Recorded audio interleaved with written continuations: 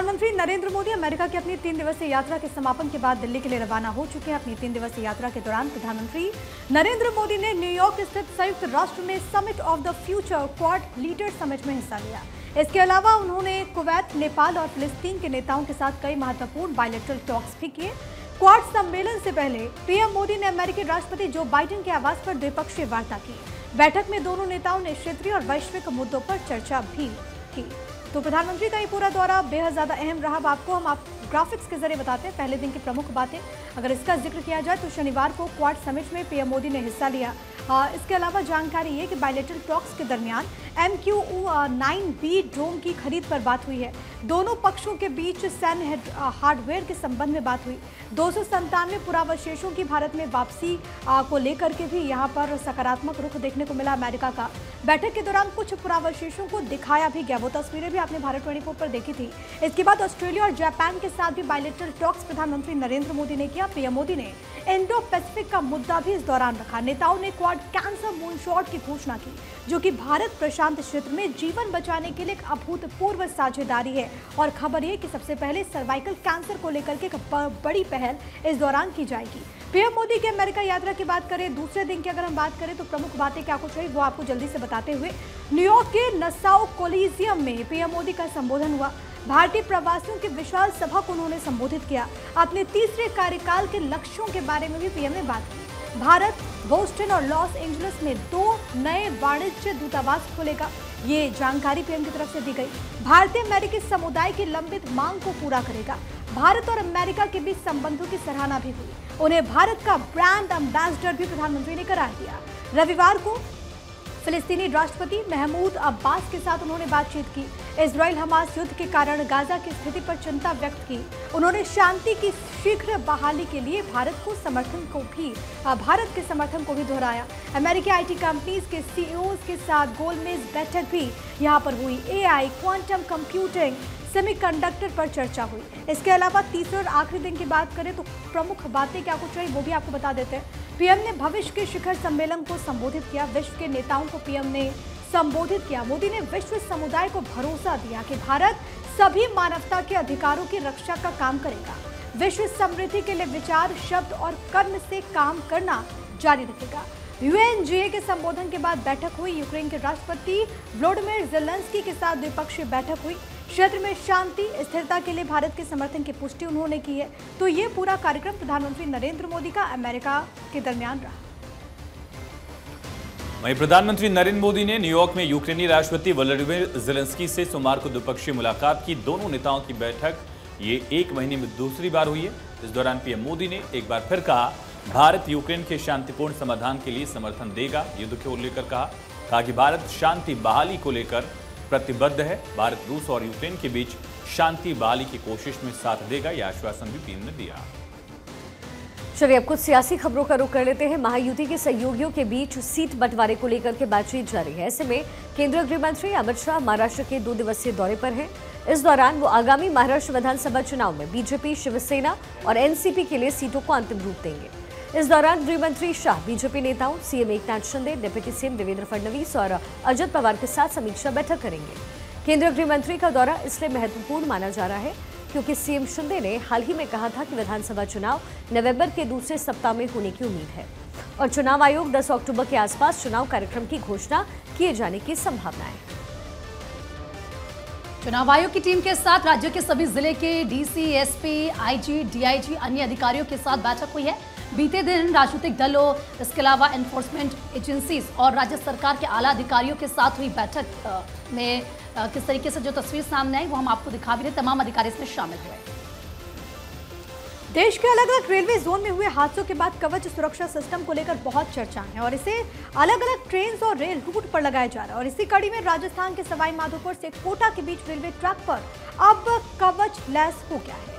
Railway ने यहां पर ऑटोमेटिक ट्रेन प्रोटेक्शन सिस्टम यानी कि कवच 4.0 लगाया है। रेल मंत्री अश्विनी वैष्णव खुद कवच 4.0 सिस्टम का ट्रायल करने के लिए यहां पर पहुंचे थे और ये तस्वीरें भी उस वक्त क्या टीवी स्क्रीन पर। दिल्ली की नई मुख्यमंत्री आतिशी ने हनुमान मंदिर में पहुंचकर दर्शन किए। कहा, हनुमान जी हमारे संकट मोचन है। पिछले 2 साल में आप पर कई संकट आए, हनुमान जी ने सभी से हमारी रक्षा की। और आगे कहा, हनुमान जी फिर से अरविंद केजरीवाल को मुख्यमंत्री बना, इन्होंने कामना भी की। रोक दें, हमें दबा दें, हमें चुप करा दें, दिल्ली वालों के काम रोक दें। लेकिन हनुमान जी ने हर संकट में आम आदमी पार्टी की रक्षा करी, अरविंद केजरीवाल जी की रक्षा करी, दिल्ली सरकार की रक्षा करी और दिल्ली वालों की रक्षा करी। तो आज हनुमान जी से मैंने एक ही चीज मांगी है कि जिस तरह से उनका आशीर्वाद हमेशा हम पे बना रहा है वैसे ही बना रहे। हम उनके आशीर्वाद के साथ दिल्ली वालों के काम करते रहें और उनके आशीर्वाद के साथ आने वाले चुनाव में अरविंद केजरीवाल जी को फिर से दिल्ली का मुख्यमंत्री बनाएं। MUDA जमीन मामले में कर्नाटक के सीएम सिद्धरमैया को कर्नाटक हाईकोर्ट से राहत नहीं मिली है। हाईकोर्ट ने सिद्धरमैया की उस याचिका को खारिज कर दिया जिसमें उन्होंने गवर्नर के मुकदमे चलाने की मंजूरी को चुनौती दी। पूरा मामला MUDA यानी कि मैसूर शहरी विकास प्राधिकरण से जुड़ा हुआ है। आरोप यहाँ पर यह है कि MUDA ने मैसूर शहर की मेन जगह पर सीएम सिद्धरमैया की पत्नी को अवैध रूप से 14 प्लॉट्स आवंटित किए। 17 अगस्त को इस पूरे मामले में कर्नाटक के राज्यपाल थावरचंद गहलोत ने सिद्धरमैया के खिलाफ केस चलाने की मंजूरी दी। अब बीजेपी इस मामले में सिद्धरमैया से तुरंत इस्तीफा देने की मांग कर रही है।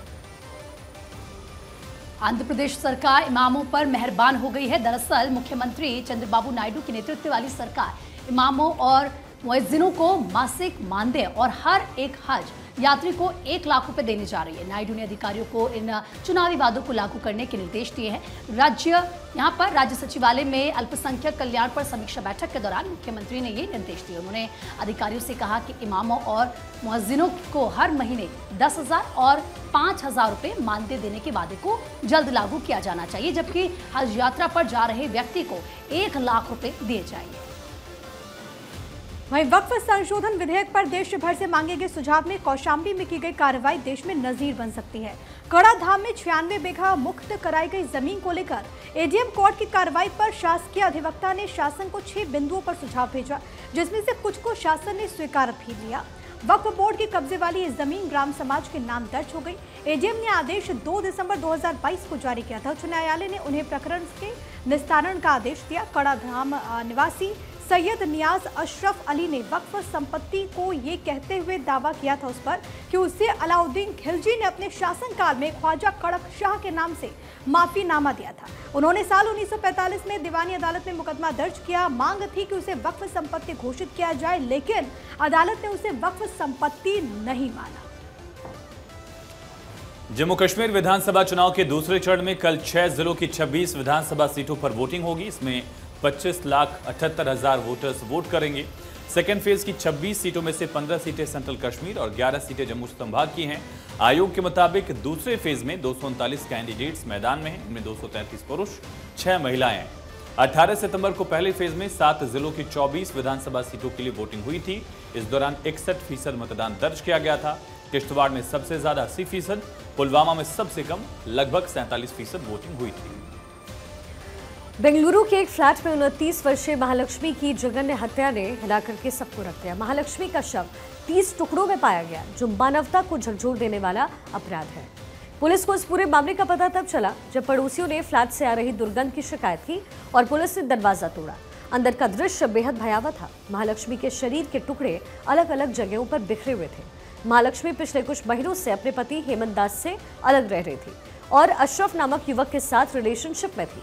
हेमंत ने यह भी बताया कि महालक्ष्मी और अशरफ ने उनके खिलाफ पुलिस में शिकायत दर्ज करवाई थी, जिसके कारण वो बेंगलुरु नहीं जाते थे।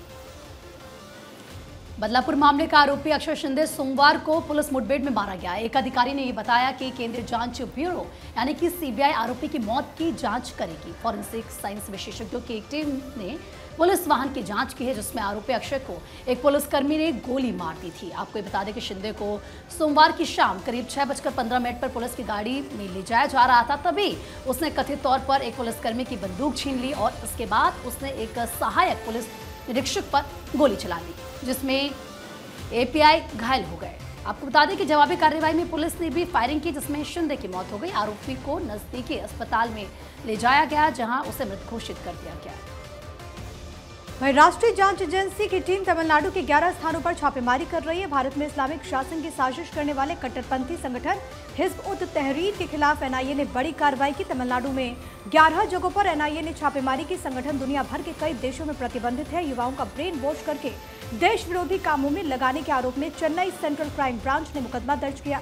अब इस पूरे मामले को एनआईए को सौंप दिया गया और इन्वेस्टिगेशन लगातार जारी।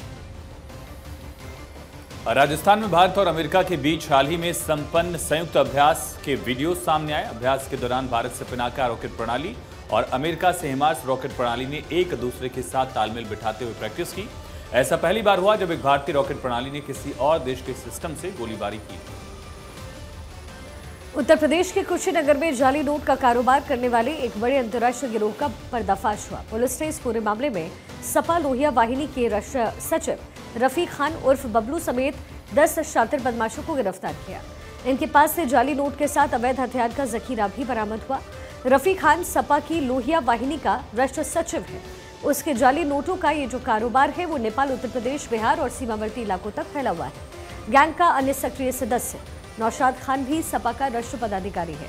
पकड़े गए आरोपियों के पास से पुलिस को 5 लाख रुपए से ज्यादा के नकली नोट, 3000 नेपाली नोट, अवैध असले, कारतूस और सुतली बम बरामद। आगे बढ़ते हैं, आपको बता दें कि दिल्ली पुलिस फिर बुलडोजर चलाने की तैयारी कर रही है। ड्रग्स पैडलर के खिलाफ एक्शन लेने की बात की है। तर्क दिया जा रहा है कि ड्रग्स पैडलर्स अपने काम को इन्हीं प्रॉपर्टी में बैठकर अंजाम देते हैं। दिल्ली पुलिस के मुताबिक जांच में पाया गया है कि कई ऐसी बिल्डिंग्स इस समय इन ड्रग्स पैडलर्स ने बना रखी है जो बिल्डिंग्स नियम के अनुसार अवैध है और इसी वजह से दिल्ली पुलिस ने एमसीडी से इन इमारतों के खिलाफ एक्शन लेने की बात कही है। इस बारे में एक पुलिस अधिकारी ने कहा है कि ज्यादातर ऐसी बिल्डिंग नॉर्थ ईस्ट दिल्ली में है, वेस्ट दिल्ली में है। ये सभी इमारतें उन लोगों की हैं जिन्हें 2 से 3 बार गिरफ्तार किया गया है और बाद में बेल पर छोड़ दिया गया। नोएडा के सेक्टर 16A फिल्म सिटी में लगाया गया शहर और प्रदेश का पहला एयर पोल्यूशन कंट्रोल टावर पूरी तरह से सफल नहीं रहा है। इस टावर को नवंबर 2021 में BHEL ने नोएडा अथॉरिटी के साथ मिलकर रिसर्च एंड डेवलपमेंट के तहत लगाया था। अब ये टावर BHEL ने खुलवा दिया है, जिसे हैदराबाद लेकर जाया जा रहा है। रिसर्च एंड डेवलपमेंट सेंटर में टावर के पिछले 1 साल के डेटा रिजल्ट पर रिसर्च होगी।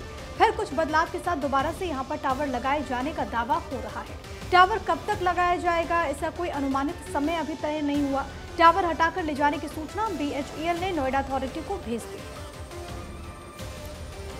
खबर बहराइच से, जहां अचानक हाईवे पर चलती पिकअप में आग लग गई। पिकअप चालक ने वाहन से कूदकर जान बचाई। पिकअप पूरी तरह से जल गई। वायरिंग में स्पार्किंग इसका कारण बताया गया है।